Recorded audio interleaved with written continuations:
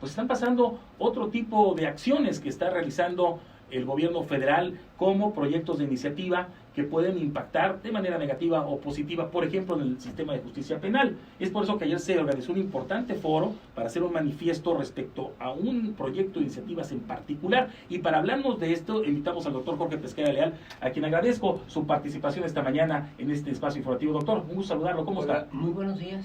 En efecto, ayer por la noche concluía el foro en el que se analizaron los proyectos de iniciativa de reforma constitucional y además al sistema de justicia penal en México.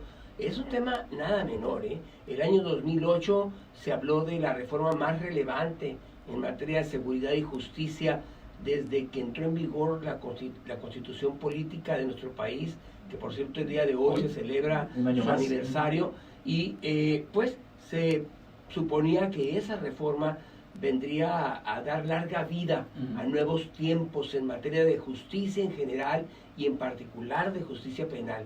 Y ahora nos encontramos con un paquete de reformas de mayor calado que el año 2008 y que nos obliga, nos compromete, investigadores y académicos, a levantar la mano y decir, señores, si se va a generar cambios tan dramáticos en este país que impactan incluso la democracia mexicana, tenemos todos el deber, antes de ser escuchados, ¿verdad?, y que se abran espacios para que en todo caso lo que se produzca sea el efecto del modo de pensar de los mexicanos. Claro, se pretende reformar la Constitución, se pretende reformar una vez más el sistema de justicia penal en nuestro país, y esto pues no debe de ser analizado y propuesto solamente por una parte. Tiene que entrar la academia, tienen que entrar obviamente especialistas en derecho, sociedad en general, a entender la magnitud de este proyecto. Vamos por partes, doctor. Este proyecto se intentó ingresar al Congreso de la Unión el 15 de enero, pero no prosperó. Sí. ¿Y qué fue lo que ocurrió después? No, en efecto, mira, el día 15 de enero se presentaron en el Senado del Congreso de la República, se presentó la señora secretaria de Gobernación, Olga Sánchez Cordero, se presentó el fiscal general, Gertz Manero, se presentó también el consejero jurídico de la Presidencia de la República, Julio Scherer, y bueno, todo indicaba que las condiciones estaban dadas en ese momento para hacer entrega de un gran paquete de reformas a la Constitución y a varias leyes de nuestro país. Pero algo aconteció en ese encuentro, no apareció, no estuvo presente, por ejemplo, Durazo, nuestro secretario de Seguridad y Coterráneo, y por ahí pues se creó un ambiente de cierta tensión que culminó con, ¿saben qué? Retiramos el paquete y lo presentaremos el día 1 de febrero. Día que transcurrió, que no se presentó, que se veía venir precisamente por el calado de la reforma. Lo que pasa es de que antes de su presentación se filtró en medios el contenido de estas reformas que, como vuelvo a mencionar, por sus dimensiones impactan en distintos ámbitos. Vamos por parte. Y ha explicado este punto, al filtrarse la información les llega obviamente a especialistas como usted, doctor. ¿Cuáles son estas reformas que ponen en peligro lo que usted llamaba la democracia, entre otros derechos fundamentales? Bueno, en principio quiero señalar que la Universidad de Sonora es una de las universidades mejor evaluadas en México y que siempre está al pendiente no solo de la calidad académica, que es propia característica de la universidad pública más importante de nuestra entidad, sino de también sucesos como este, en los que la universidad, por ser pública, tiene la obligación incluso de que sus especialistas, de que sus investigadores, de que sus docentes hablen sobre temas que impactan a la sociedad en general y en particular a la sociedad sonorense. Y es en este contexto en el cual, bueno, tenemos acceso nosotros a este gran paquete, estamos hablando de miles de artículos, ¿no? Y nos encontramos con que particularmente en la Constitución se reforman 14 artículos. Y de estos 14 artículos hay algunos que nos pegan a todos, es decir, al ciudadano común. Por ejemplo, hay una figura que ha sido cuestionada históricamente en México, que ha desaparecido en la mayoría de los países del mundo, que es la del arraigo. Significa, sospecho que te involucraste en un delito, entonces te detengo para investigarte. 40 días. Uf. Como si la libertad no fuera algo relevante para cada persona. Es el bien más preciado después de la vida, la libertad. Y detenerte a efecto de determinar si has participado en un delito o no. Y transcurrido este tiempo, si no es así, simplemente abrir la reja y dejar que te vayas como un pajarito que ha sido enjaulado. Imagínate el impacto, el daño psicológico que te generan, social, etcétera. Y bueno, ahora en esta iniciativa de proyecto se contempla el arraigo para cualquier tipo de delito.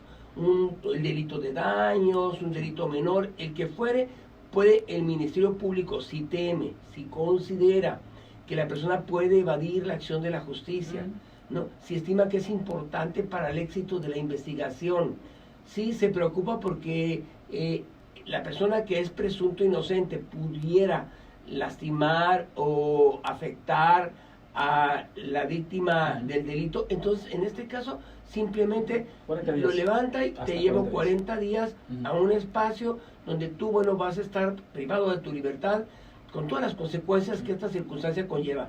Este es un tema muy delicado, porque uno dice, es que para empezar, trastoca los tiempos en un proceso penal, ¿no? Absolutamente, pero en principio, pues, nosotros diremos, es que yo me porto bien. No, es que en una sociedad donde se amplía la discrecionalidad de la policía, de los órganos responsables de investigación, poco a poco se sienten amos y señores de la libertad de las personas y toman decisiones en las que una imputación falsa, un señalamiento sin sustento, puede llevar precisamente a que se arraigue a la persona. Claro, eso de entrada.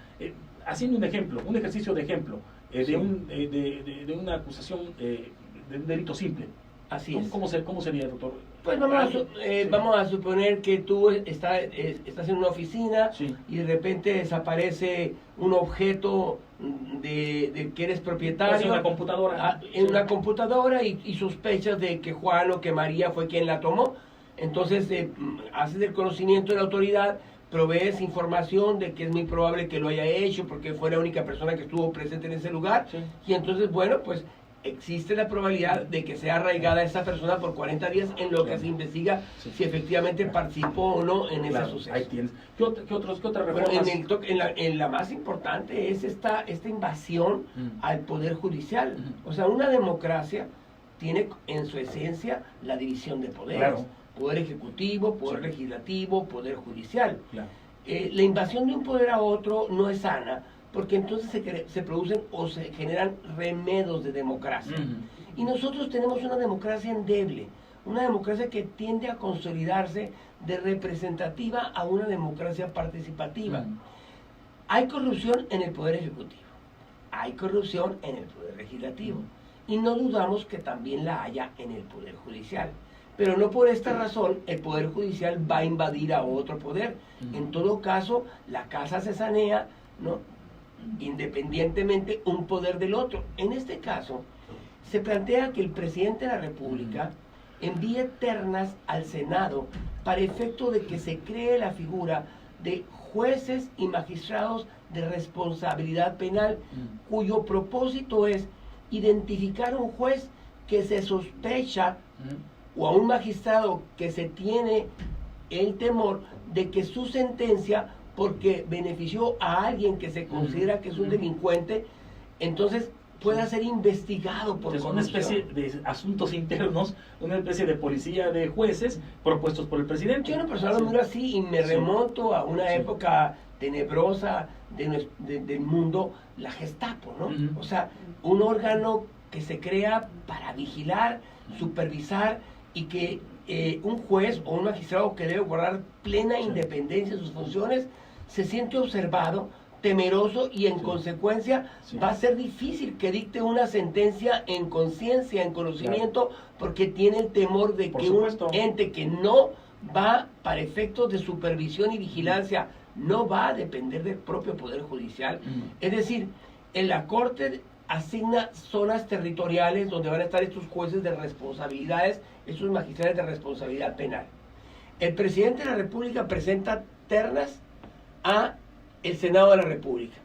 el Senado de la República las aprueba o no, a quienes van a ser designados, pasan a formar parte administrativamente de la Corte, no del Consejo de la Judicatura de la Suprema Corte de Justicia de la Nación, y para efectos de operativos, de supervisión, de vigilancia y de lealtad, dependen del poder legislativo, claro. Mismo poder que sabemos cómo se pulsa con fuerzas políticas, claro. con cómo quieren tener cooptados ciertos espacios, y entonces, bueno, el sistema de justicia es tomado por asalto, claro. Por poderes que no ponderan, no valoran la importancia que tiene un poder judicial independiente que se encarga de velar por los derechos fundamentales de todos los mexicanos.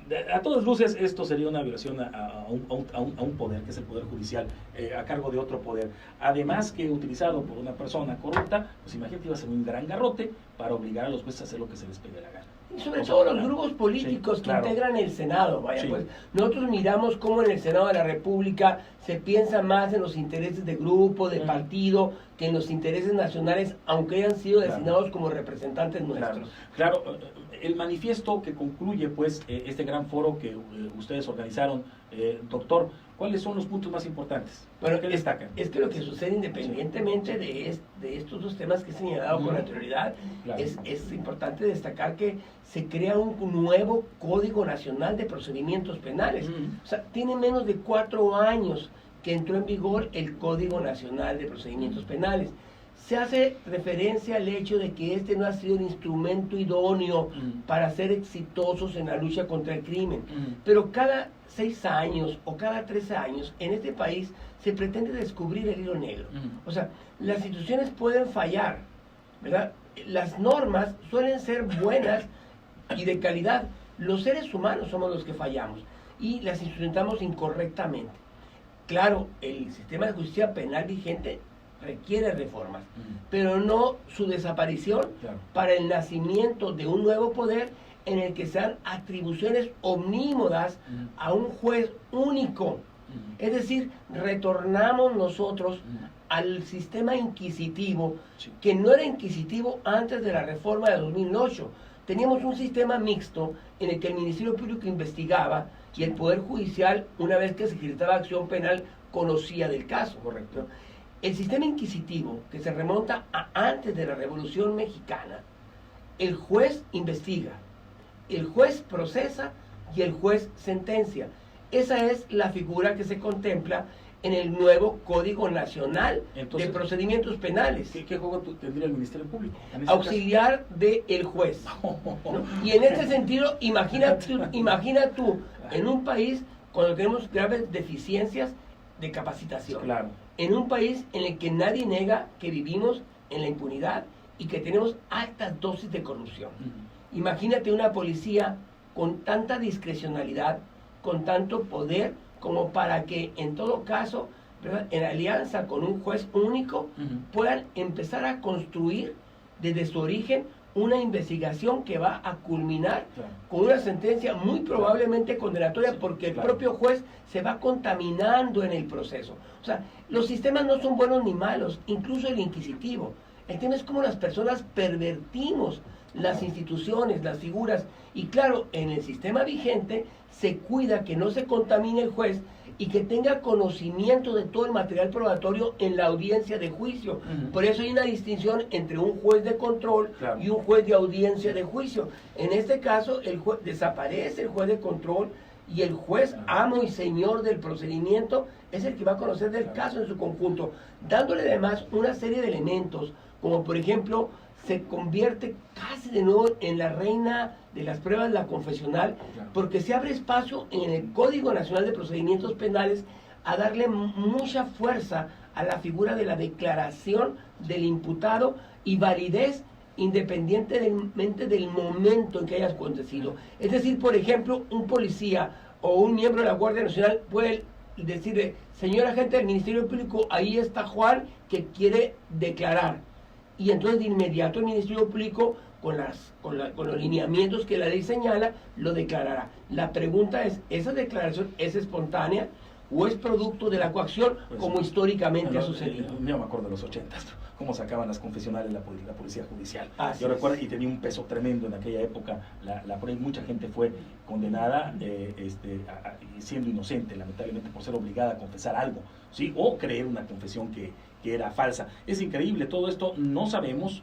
Todo esto se cocina, insisto, cuando mediáticamente se está dando reflectores a otros temas que la verdad son insignificantes y hasta absurdos, como el tema del avión. Gracias a Dios, pues tenemos aquí en la Universidad de Sonora un contrapeso desde la academia muy importante, con gente muy capaz, como el doctor Jorge Pesquera Elar, como el doctor Miguel Soto Lamadrid, y todo el gran equipo que ustedes tienen para hacer análisis muy profundos de esto, informarnos a detalle de una manera muy coloquial para poder entender lo que está pasando. Ahora, me interesa saber del manifiesto, doctor. Estos son 3 ejemplos nomás del retroceso que tendríamos y la gravedad que representa un cambio basado en este proyecto de iniciativas. El manifiesto, ¿qué es lo que pretende? Bueno, en principio se hace alusión al hecho de que se comprende que vivimos en una nación en la que el crimen organizado se ha empoderado, en un país en el que incluso tenemos regiones que se encuentran bajo el control de la delincuencia.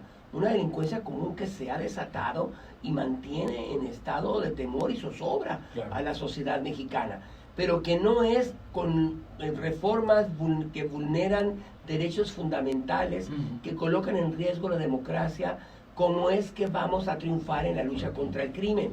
Y lo que pedimos es que antes de que estas iniciativas se presenten, se lleven a cabo foros en las universidades públicas de toda la nación, sin el ánimo de llevar la contraria a las propuestas que se hacen, porque dentro de las propuestas habrá, como seguro pasa, ¿verdad?, elementos positivos, pero que entre estos elementos lo que se ubica inequívocamente es el hecho de que los órganos responsables de la persecución de los delitos quieren elementos que les faciliten, por ejemplo, la desaparición de la figura del feminicidio por homicidio calificado, es decir, no me compliquen las investigaciones, simplifíquenlas para yo poder hacer mi tarea, ¿no? Entonces, es decir, si tienes tú un equipo de especialistas que conoce sobre la materia, no es un tema de complicación, es un tema de cumplir con las condiciones que se establecen para que se esclarezcan los hechos y para que la Fiscalía no se encuentre con que el sistema de justicia le deshace la plana porque vulnera derechos fundamentales, porque viola el debido proceso, porque no se ajusta a las reglas a las que tenemos que ajustarnos todos. Claro. La discrecionalidad es perversa, claro. La discrecionalidad destruye sociedades.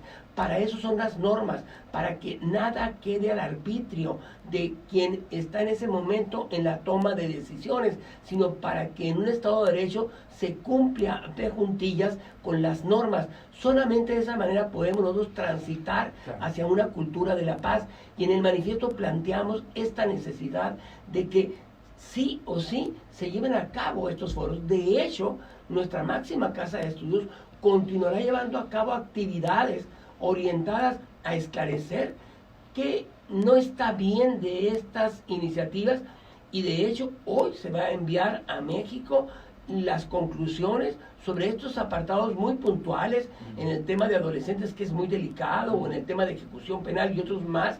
Se va a enviar un documento donde ya les estamos diciendo, ojo, esto no es procedente por esto y esto. Es decir, el foro del día de ayer, que por cierto, como te comentaba, tuvo una enorme afluencia con mucho interés de los ciudadanos, de investigadores, de expertos, generó resultados, generó frutos que tenemos el compromiso, y va a suceder el día de hoy, de enviarlos a estos espacios donde estoy cierto de que los van a leer, y si bien es cierto, es una locomotora como esto transita, pues por lo menos que haya ajustes que reduzcan la vulneración a derechos fundamentales.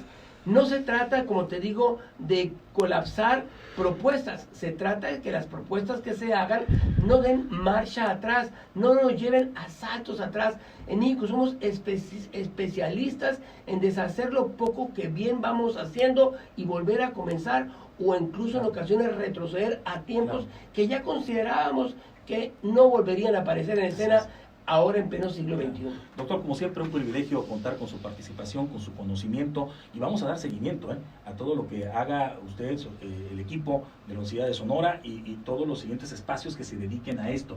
Vamos a estar, el equipo de LSC Noticias, muy pendientes de lo que ocurra, y bueno, doctor, aquí tiene siempre el micrófono abierto para que usted quiera opinar y analizar con mucho gusto. Muchísimas gracias. Gracias. El doctor Jorge Pesqueira Leal, agradecemos mucho. Vamos a ir rápidamente con Jorge Escalante, que se encuentra en la línea telefónica. Jorge, un gusto saludarte. Amigo, adelante con tu tema, te escuchamos.